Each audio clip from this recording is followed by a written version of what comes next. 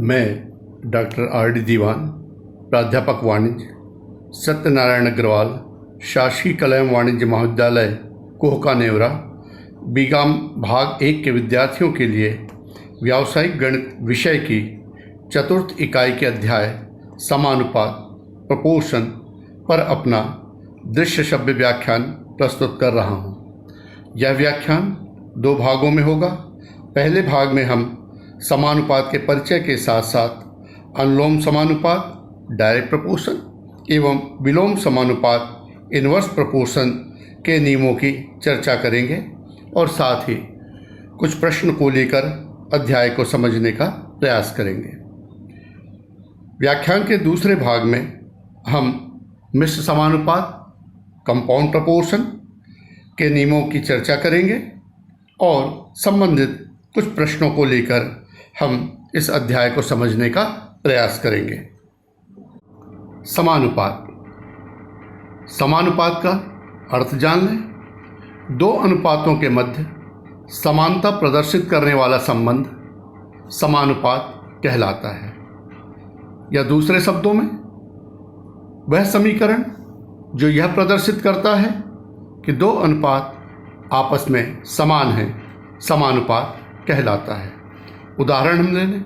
2 अनुपात है A अनुपात B या A/B एवं C अनुपात D या C/D। यदि ये बराबर हैं तब समीकरण क्या होगा? A/B = C/D। यह एक समानुपात है। यहाँ A व B के मध्य जो आनुपातिक संबंध है वही आनुपातिक संबंध C एवं D के मध्य है। 2 अनुपातों की इस समानता को समानुपात के इस चिन्ह द्वारा व्यक्त किया जाता है, जैसे A/B समानुपात C/D।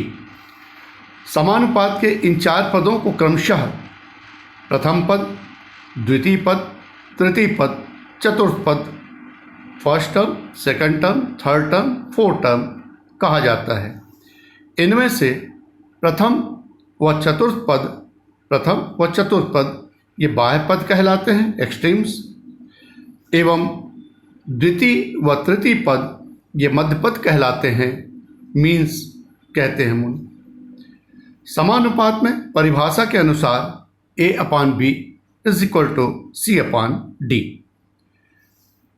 गणित के नियमों के तहत A × D अर्थात AD = B × C होता है। तात्पर्य आंतरिक पदों का गुणनफल बाह्य पदों के गुणनफल के बराबर होता है। तो यहाँ पर समानुपात संरचना है A/B समानुपात C/D।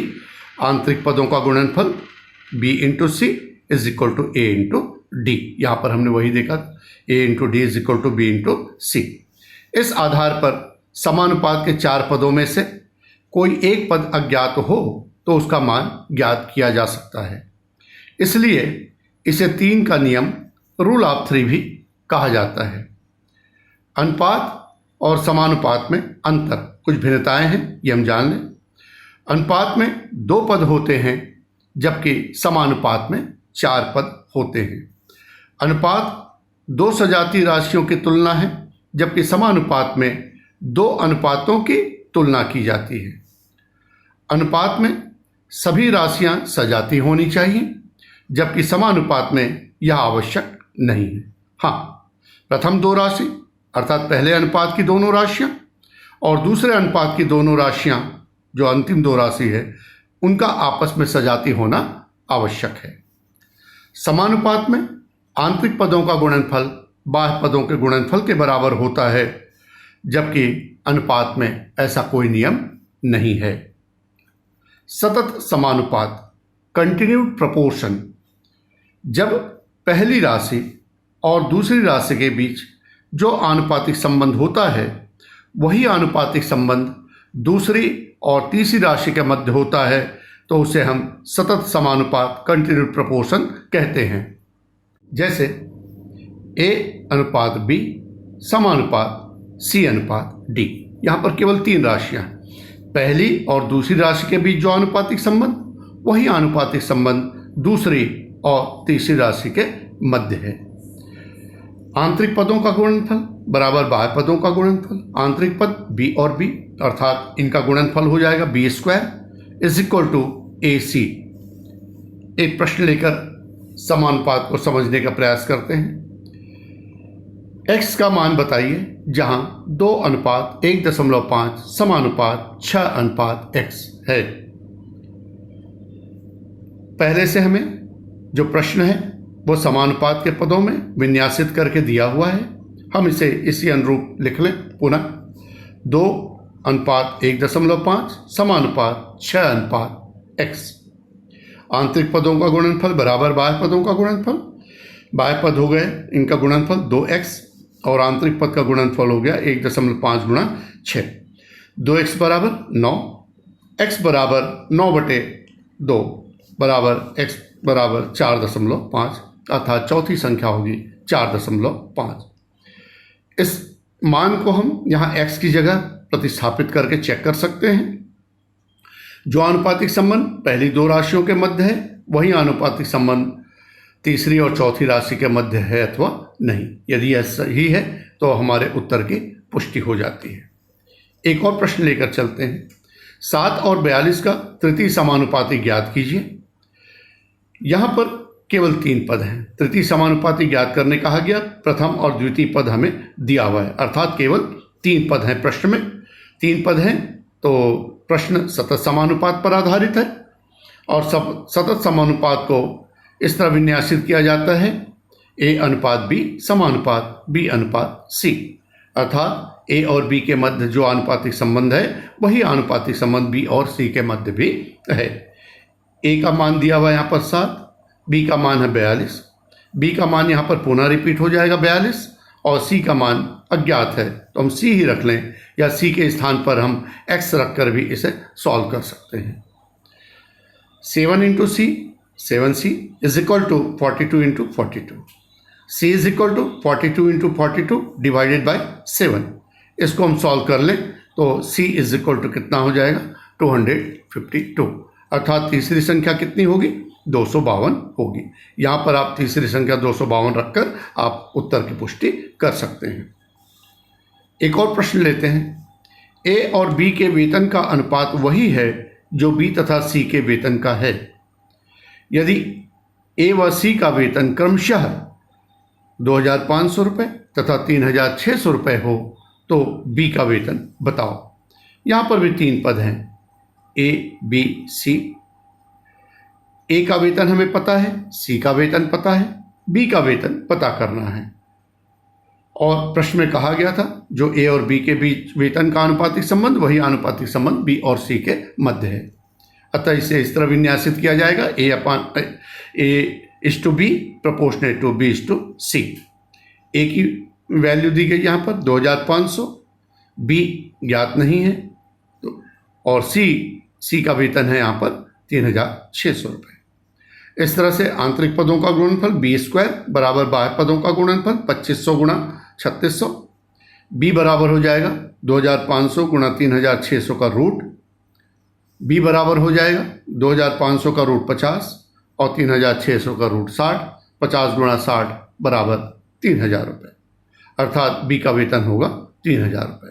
आप यहाँ पर 3,000 रखकर देख लीजिए A और B के मध्य जो आनुपातिक संबंध वही आनुपातिक संबंध B और C के मध्य है अथवा नहीं। इससे आपके उत्तर की पुष्टि हो जाएगी। अनुलोम समानुपात डायरेक्ट प्रोपोर्शन ऐसा समानुपात जिसके दोनों अनुपातों में समान दिशा में परिवर्तन हो अर्थात एक अनुपात में वृद्धि या कमी होने पर दूसरे अनुपात में भी उसी मात्रा में वृद्धि या कमी होती है तो उसे अनुलोम समानुपाती कहते हैं। जैसे किसी वस्तु की मात्रा जिस अनुपात में बढ़ती है उसका मूल्य भी उसी अनुपात में बढ़ता है या मात्रा घटती है तो मूल्य भी उसी अनुपात में घटता है। या हम और कुछ उदाहरण लेकर चल सकते हैं जैसे मजदूरों की संख्या और कार्य की मात्रा। मजदूरों की संख्या जितनी ज़्यादा होगी कार्य उतना ज़्यादा होगा, मजदूरों की संख्या जितनी कम होगी कार्य उतना कम होगा। कार्य और कार्य के दिन जितने ज़्यादा होंगे कार्य उतना ज़्यादा संपन्न होगा, और कार्य के दिन जितने कम होंगे कार्य उतना कम संपन्न होगा, अर्थात परिवर्तन यहाँ पर समान दिशा में। तो अनुलोम समानुपात में पदों का विन्यास निम्नानुसार होता है। जैसे हम एक अनुपात यहाँ पर उदाहरण के रूप में दो अनुपातों को लेकर चले, मात्रा अनुपात मात्रा, समानुपात मूल्य अनुपात मूल्य।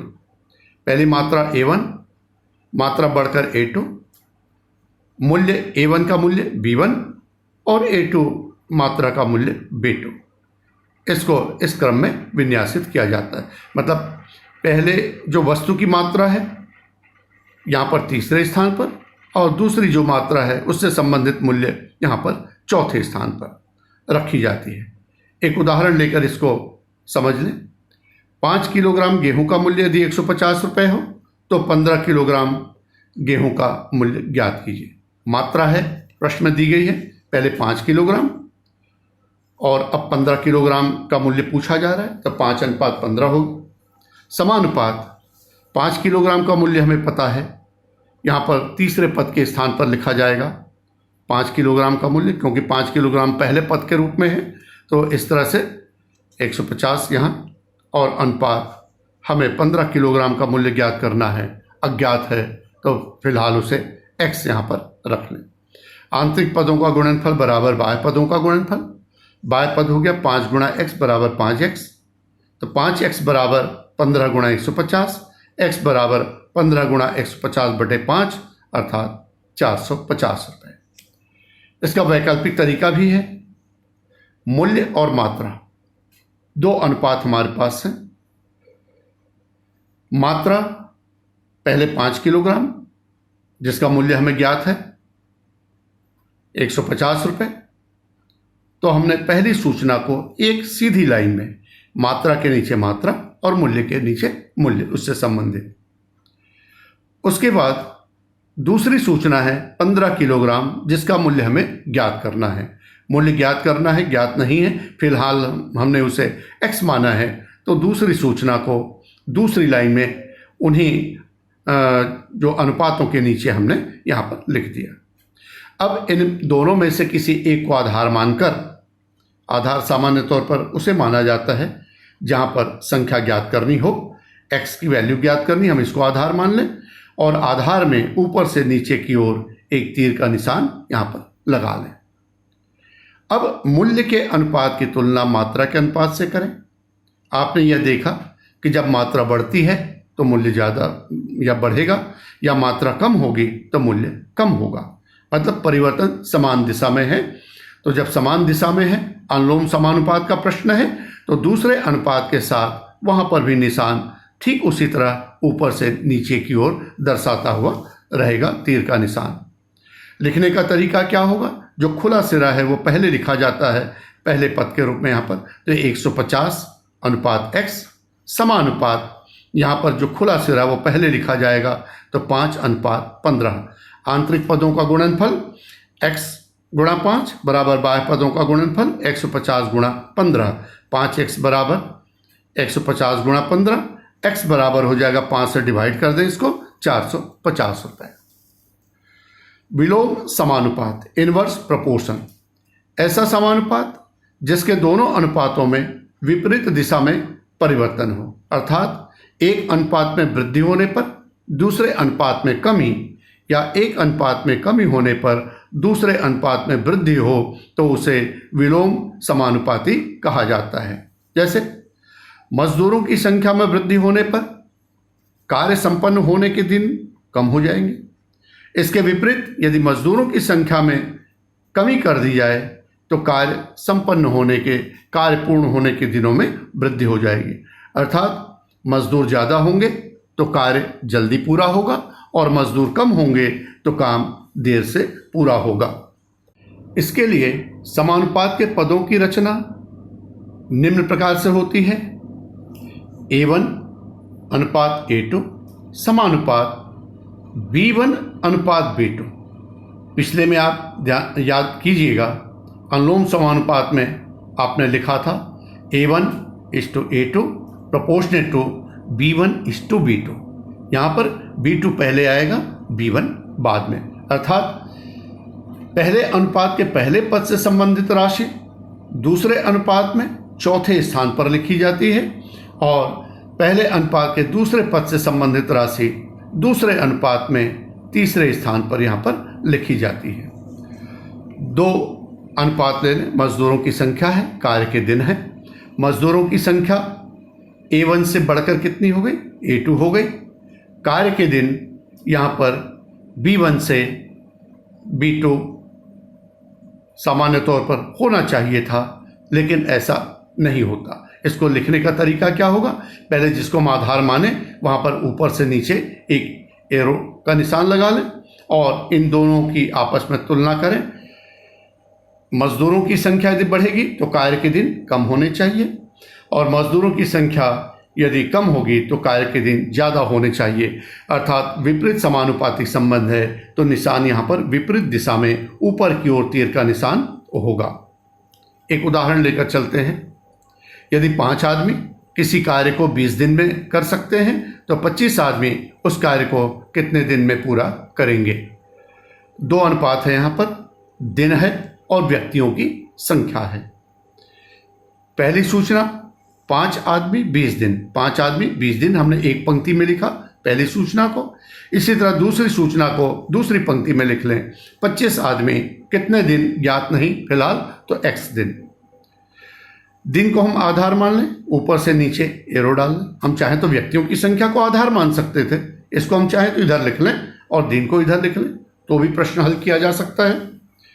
तो दिन को हमने आधार माना और व्यक्तियों की संख्या के अनुपात से हमने उसकी तुलना की तो यह पाया कि दिन में वृद्धि होने पर व्यक्तियों की संख्या कम हो जाएगी और दिन में कमी होने पर व्यक्तियों की संख्या बढ़ जाएगी, अर्थात विपरीत समानुपातिक संबंध। तो यहाँ पर जो निशान है तीर का वह इसके विपरीत दिशा में होगा। लिखने का तरीका होगा खुला सिरा पहले तो 20:x समानुपात 25:5। आंतरिक पदों का गुणनफल बराबर बाह्य पदों का गुणनफल। x गुणा 25, 25x बराबर 20:5। x बराबर हो जाएगा 20 गुणा 5/25, x बराबर 4। आप इसमें उत्तर की पुष्टि भी कर सकते हैं अधिकांश प्रश्नों में। जैसे यहाँ पर आप प्रश्न में गौर कीजिएगा, 5 आदमी किसी काम को 20 दिन में करते हैं, अर्थात कितना हो गया? 20×5 100 कार्य दिवस है ना, व्यक्ति दिवस। 25 आदमी कितने दिन में कर रहे हैं? 4 दिन में, तो 25×4 100। यहाँ पर भी 100 व्यक्ति दिवस। एक और प्रश्न लेकर चलते हैं। 8 आदमी या 16 लड़के एक काम को 39 दिन में कर सकते हैं। 4 आदमी व 18 लड़के उस काम को कितने दिन में पूरा करेंगे? प्रश्न में यहाँ पर पहली लाइन पर दिया हुआ है 8 आदमी या 16 लड़के, मतलब 8 आदमी उस काम को करते हैं तो भी 39 दिन लगता है और 16 लड़के उस काम को करते हैं तो भी 39 दिन लगता है, अर्थात 8 आदमी जितना काम करते हैं उतना काम 16 लड़के करते हैं, अर्थात एक आदमी जितना काम करता है 2 लड़के उसके बराबर कार्य करते हैं। ये कार्य क्षमता की तुलना यहाँ पर हो जाएगी, मतलब एक आदमी बराबर 2 लड़के। ऐसे प्रश्नों को हल करने के लिए हमें मजदूरों को किसी एक वर्ग में बदलना होगा। देखिए बाद में 4 आदमी व 18 लड़के कहा गया। 2 तरह के मजदूर को लेकर हम प्रश्न को हल नहीं कर सकते, या तो हम आदमी को लड़कों में बदलें या लड़कों को आदमियों में बदलें। यहाँ पर हमने सुविधा के दृष्टिकोण से आदमी को हमने लड़कों में बदला। 4 आदमी व 18 लड़के मिलकर कार्य करते हैं। यदि हम आदमियों को लड़कों में बदल लें तो 4 आदमी की जगह कितने लड़के हो जाएंगे? 4 की जगह 8 लड़के हो जाएंगे और 18 लड़के पहले से हैं, 18 8 26 लड़के हो जाएंगे। इस तरह से अब सूचना क्या हो गई? लड़के कार्य दिवस 2 अनुपात हैं। 16 लड़के उस काम को 39 दिन में करते हैं, ये पहली परिस्थिति थी। 26 लड़के कितने दिन में करेंगे? लड़कों को हम आधार मान लें, ऊपर से नीचे एक एरो डाल लें और इसकी तुलना हम दूसरे अनुपात से कर लें तो यहाँ पर विपरीत समानुपातिक संबंध है तो एरो का निशान ऊपर की ओर होगा। लिखने का तरीका यह होगा 16:26 समानुपात x अनुपात 39। 26x बराबर 16 गुणा 39, x बराबर 16 गुणा 39/26 अर्थात 24। कुल मिलाकर वह काम 24 दिन में 4 आदमी व 18 लड़कों के द्वारा संपन्न किया जाएगा। उम्मीद है व्याख्यान आपके लिए लाभप्रद होगा। धन्यवाद।